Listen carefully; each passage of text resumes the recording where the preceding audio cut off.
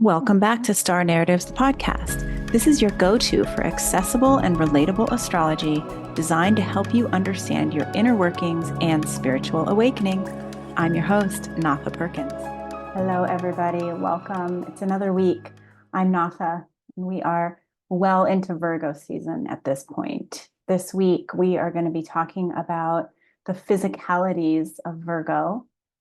Virgo rules the digestive system, the nervous system, and also the intestines and spleen. We talked in Cancer season a little bit about the digestion of emotions and how important that was, and we're going to pick back up here and look at it from the Virgo perspective. So it'll be an interesting talk, and anybody that has ever had digestive issues might get some good insight in this episode.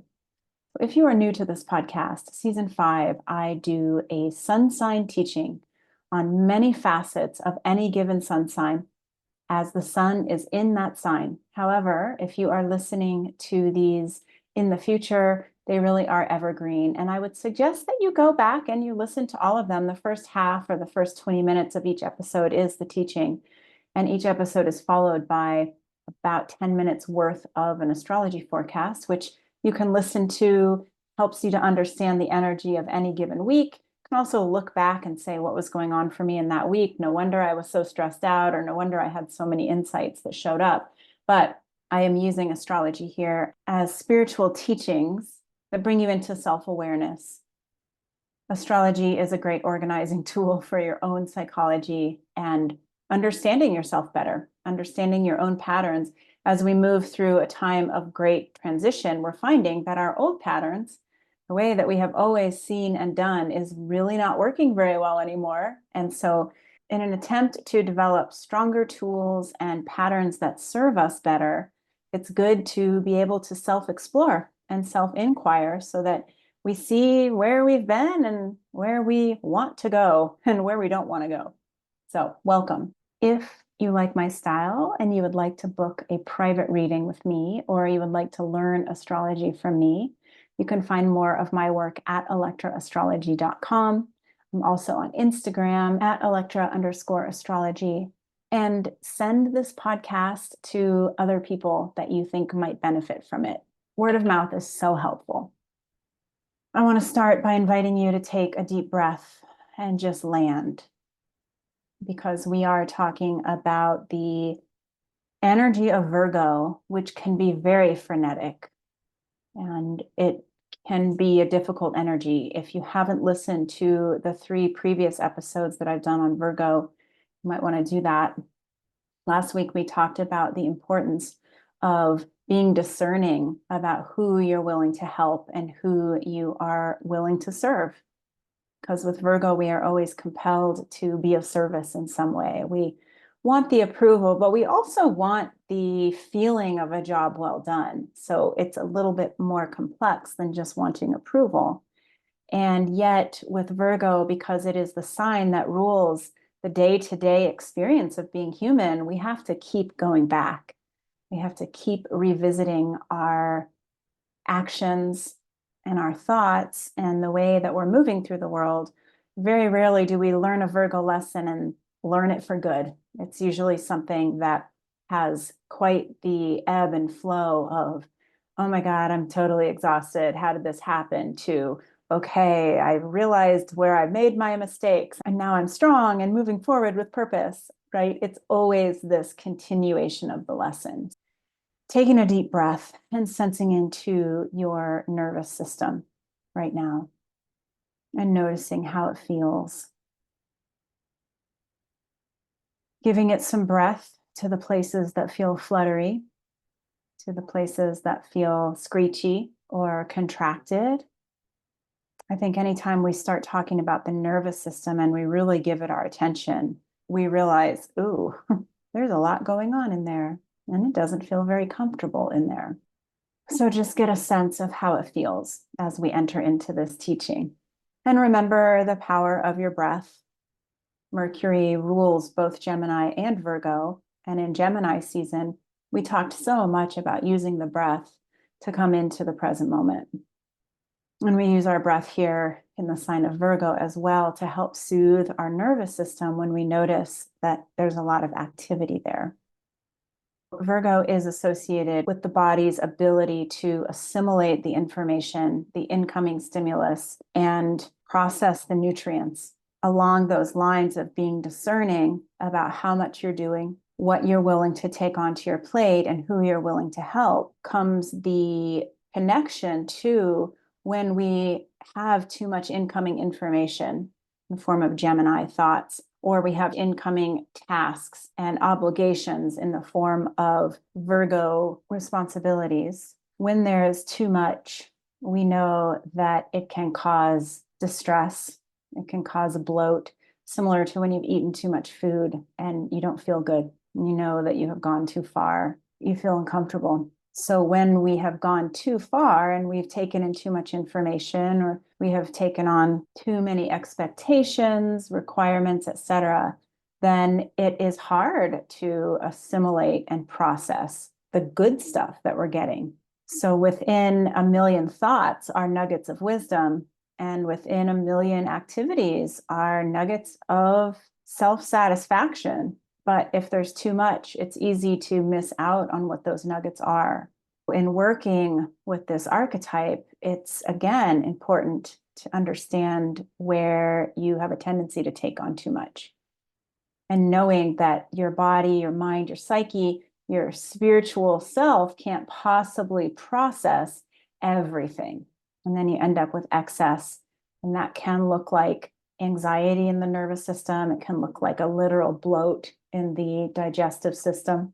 And we know that this sixth house, which is the Virgo house, is ideally seeking a sense of health and a sense of well-being. And we want those things, and we really have to work hard for them. Virgo is the day-to-day work. It's the habits, the routines, and the rituals. And as I was doing the research for this talk, I came across something that my friend and colleague Hannah McElroy said in her Substack: the knowledge that structure is the key to actual wellness. Routine, rhythm, doing the same right things over and over to get a kind of peace is hard to hear and to think about and to take in. But I think it's not as hard, perhaps, as reinventing constantly, figuring it out newly each day. And that really struck me because that is the truth, isn't it? When we are trying to create wellness, we're trying to soothe our nervous system, we're trying to stay on top of not obligating ourselves to too much, not overthinking situations. It can be very seductive to forget that we have made that commitment to ourselves, to help somebody because they asked and we want to be a good person, to scroll through the internet looking for something, but getting captivated and pulled into a bunch of rabbit holes where we begin to overthink. Very seductive stuff that can be our demise. Overdoing, overthinking, overacting. Then our nervous system gets thrown out of whack, and then we don't have a well-being. So creating this sense where we can go back to the basics. This is what I'm doing. This is what I've decided to follow through on. This is what I've decided not to, is really important. And as we look next week at the sign of Pisces, which is the sister sign to Virgo, we see it is very easy to lose our boundaries in Pisces. We tell ourselves stories, we forget the past, we get sucked into the energy of how somebody else feels and how we would like to make them feel so that we feel better. It's just very complicated. And you've heard me say Virgo and Pisces, I think, in my opinion, are the most complicated and complex archetypes to work with because they are very hard to really find your baseline of reality. So think about the last time that you gave yourself away. You agreed to help somebody when your intuition told you that it was not in alignment. You took on an obligation that you suspected was going to throw your nervous system into turmoil. You were unable to slow down when you realized your nervous system was overactivated. And just think about that time and take a deep breath as you're considering the memory that just popped into your mind. And the problem with taking on too many responsibilities and being seduced in all the ways that we allow ourselves to be carried away into wanting to serve others, wanting to get approval, wanting to be good, and all of that stuff. Think about that situation and think about what followed after that situation. And my guess is that it starts with the letter R. Sounds a lot like the word resentment. So we know that resentment is the indicator when it comes to Virgo that we have taken on too much.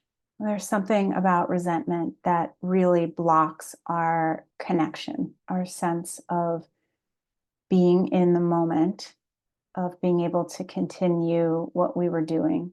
And we don't want to get there. So it made me think of a quote that I liked from the I Ching.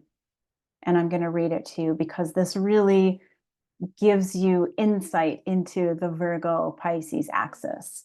It says, watch how you nourish yourself on fantasy, wanting, wondering, worrying, and on feelings of alienation. These constitute a bowl of worms. And so this bowl of worms being that resentment that we find ourselves experiencing because we have overextended ourselves and we have wanted approval. We have worried that we're going to upset somebody. We have wondered if we're giving enough. And so we are compelled to overdo it. We have these fantasies of how we're going to be so helpful, how good of a job we're going to do, how we're going to be received. That would be the Piscean side of things. This presumption that we're doing something that we're going to get some sort of reward for. Meanwhile, the reward exists primarily in our head. And we do the thing, we perform the task, we do the favor, and then we're tired. We've overextended, we've taken on too much. Very likely the person, as we talked about in the Virgo shadow episode, the person doesn't appreciate it anyway. Perhaps those people were out of alignment for who we were meant to help. And then we are left with this icky bowl of worms where we're resentful and we're tired. And think about how that impacts your nervous system. So even just thinking about it, taking a deep breath into your nervous system, what are you noticing? There's almost a desire to shake it off. You've got to shake it out and shake it off. And that's something that can be really soothing to your nervous system because this is a practice. We're going to keep doing the same thing over and over. We're going to get better and better at it, especially when you bring some consciousness to it. And you can identify, wow, I went above and beyond. In the back of my mind, I knew I shouldn't have, but I did anyway. I ended up feeling resentful because these fantasies that I thought were going to come true about me being the superhero and coming through and helping everybody didn't come true. And I'm going to shake it off, right? That's what all of this work is about, is just developing the awareness. And so we don't get stuck in the resentment, right? We don't want in our nervous system, in our digestive system, we don't want that stuff just hanging out. And think about in the past, how long you have allowed certain things to hang out. We hear this term of nursing resentment, which I talked about in Cancer season, and how we don't want to just be holding on to our grudges. We don't want to be looking back at something that happened in 2001 and saying, well, they really let me down back then, and I'm still hanging on to it. We don't want that. We want to be processing things out. We want to be digesting them and sending them on their way so that we can create spaciousness, have enough energy in our bank to do the things that really light us up. So this is more of that continuation of our practice of using any bitterness that we're experiencing, indignation, outrage, all of these words that we associate with Virgo, using them for our benefit. When we begin to feel those things, that is an indication that we have broken our own boundaries inadvertently. We have helped somebody or done something that was out of alignment with who we are and what was right for us. And now we have switched over into the shadow side where things have become black and white. I'm right, they're wrong, etc. So isn't it interesting to very easily trace it and watch the entire story unfold of how we interact with Virgo? So here at this week's talk, where we start looking at the digestive system and the nervous system and how we want a nervous system that feels grounded and not easily activated. We want to be able to ride out situations that we found ourselves triggered in. We want to be able to get through them without having any sort of breakdown or without holding on to frustration and discontent for longer than we need to. The idea is that we have to digest and allow it to eliminate. This week, as you are moving through your week and thinking about this talk, begin to notice the indications that your body is giving you when you have overdone it. You will overdo it. We all overdo it all the time. We're learning. This is simply that chopping wood, carrying water house. We get into the Virgo cycle. We say yes because we have the fantasy that we're going to be the superhero. We don't get our needs met and we turn into the shadow, the angry one, the one that is critical and judging and gossiping. We hold on to that. And then we don't have the space to really be of service in the ways that light us up. Be noticing when those situations pop up in your life this week. Using your breath. When somebody asks you for a favor and you know that it is out of alignment, it's going to be hard. But tuning into your nervous system and asking your nervous system, is this right for me, will give you a very clear and concise answer. And practice saying no, because that is one of the strongest tools that Virgo should always be using, is the power of no. Virgo rarely uses it, but the power of no to create the boundaries so that you can create that space. And in that space, that's where all the magic comes in. That's where all of that Pisces magic, that intuition, that compassion can be there and be a dynamic part of the system that is informing instead of pushing you into fantasy. So one last time before I go into the astrology of the week, take a deep breath into your nervous system, into your center of your body, and notice what you feel. Notice whether the permission to say no feels light. Notice whether the reminder to allow yourself to digest the difficult situations without beating yourself up about it. Notice how that permission feels. We will make mistakes in this Virgo energy, and that is part of being human. That is part of what helps us to learn. It's part of what helps us to grow. And with every mistake, if you can get a little bit more clarity on what to do differently next time, that's really the goal. Step by step, setting up structures for yourself so that you don't have to reinvent the wheel every time.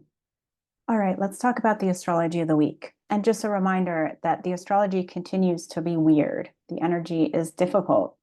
And there are a lot of old storylines that are coming up to be processed. So give yourself some slack. When you have overextended yourself, know that that's probably part of a larger lesson for you that your soul is trying to get you to understand. We begin right off the bat on Monday with the planet Mercury entering into the sign of Virgo. Mercury rules Virgo, and Mercury has been in retrograde and it hasn't quite cleared the shadow. So even though we are technically out of retrograde, we are still feeling it. And this is where our minds have to really wrap their way around the idea of, how am I willing to be helpful? How much can my nervous system support? And how am I thinking about what I am obligated or no longer obligated to do? Remember, when Mercury went retrograde, I was talking about the way that your mind looks at things through the lens of judgment, the way that you try to control people. You try to control a situation, a conversation, a narrative so that it fits what you think is right. We're not looking at so much at being right now. We are looking at setting up structures to be able to see ourselves more clearly, so that when we slip into that righteousness, into that overdoing, overextending, getting critical part of ourselves that we can more quickly back out of it. The sun is still in Virgo, so we're still really working through this energy. It feels like the sun has been in Virgo for ages. There's a lot of Virgo episodes this month. We're only halfway through. Mercury immediately makes this square to Pallas Athena and to the moon in the sign of Sag. So again, questioning your belief structures, questioning the way that you think things should be, the way that you thought things were. This is so much new information coming up for question. Look at this week like it is a week of questions. It is a week of using those questions to get deeper into whatever theme your higher self is trying to get you to look at. On the 10th, we have Venus coming in to make a quincunx with Saturn. Venus has really been through it over these past few weeks. She has had to conjunct with the South Node, Black Moon Lilith, Juno, and now is making an uncomfortable connection to Saturn. Venus is things that we love, money, relationship, our self-worth, our value. And Venus has been asked to dump a lot off on the side of the road. Imagine if you were on a through hike and you have packed your backpack full and every single thing feels really necessary. And you don't know how you're going to make it without every single thing in that backpack. But every step that you take, you begin to realize this backpack is too heavy. There's no way that I'm going to be able to walk 100 miles with everything that's in this pack. I have to start letting things go. And you begin to let go of things that you thought you wanted, things you thought you were going to need, things that you're not sure that you can live without. And that's what Venus has been doing over these past really few years, but certainly it's gotten very loud these past few months. And we are all in it. We are leaving the things behind that we really got attached to and we really thought we needed, but in essence are only dragging us down. So as Venus makes this inconjunct, this quincunx to Saturn this week, more needs to be left, more needs to go. And that could be as simple as having really honest, open conversations with people. It could be more about doing the personal work of letting old relationships that simply exist at this point in your mind go. We aren't carrying around heavy burdens anymore that we have no use for. We don't have the strength to carry them. We need to get fortified for everything that is really important. On the 12th, Mercury finally clears its shadow. It is officially out of retrograde. That's great. I think that that will help bring all of us some mental clarity. That's going to be really important. This is also the same day that the sun makes a square to Jupiter. So Jupiter blows things out of proportion, and we know that that's going to be a possibility since this is a square. We're trying to learn who we are. We're trying to learn how to best support ourselves, best support our nervous systems, knowing what to say no to and what to say yes to as the sun is moving through Virgo. Jupiter is going to challenge that because Jupiter brings in the questions about the belief systems and the questions about what it looks like to see the bigger picture. So know that shedding just continues. Just when you thought you've finally gotten to the crux, you realize there's a whole other layer that has to be sorted through. That's okay. We're in it. We're doing it. We have no other choice but to continue to walk through it. And remember, you're very strong. You're very powerful. We've been learning so much about reclaiming our power from external authority as Pluto has been moving through Capricorn. And so don't forget how much power you have actually acquired over the last 15 years. And it is here, ready for you to use.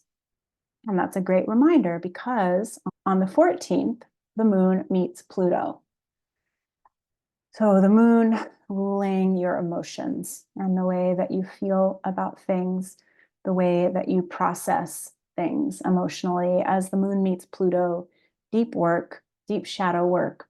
This is a fast transit, but know that September 14th, which is Saturday, might feel a little edgy. And really, your only job is to try to find some awareness through all of that. And on the same day that that's happening, we have Mercury making a conjunction with the asteroid Vesta. So Mercury ruling your mind, ruling how you think about things and how you use information to inform your worldview, meets Vesta, which is about that temple energy, that going inward, that taking all of that overactive mind into a sacred space, taking a deep breath and letting it go. Overthinking, overdoing, overanalyzing is not going to work very well this week. It's more about how can I take the load of my mental burden and put it at the door as I walk into this beautiful temple, which might look like journaling, alone time, spending time by water, spending time in prayer, doing yoga, whatever it is that you do to take your mind off of all of the minutia and just connect in with your higher power. That's really what's going to help you this weekend as you're moving through some tricky energy. And know that on the other side of tricky energy is always awareness and a settling of the nervous system, because you come out the other end feeling more fortified and realizing your own strength. All right, I hope this was helpful. Have a great week. Thanks so much for joining me. If you have enjoyed what you have heard, like, subscribe, leave a message, leave a review. You can find me on Instagram at Electra_astrology or on my website at electraastrology.com.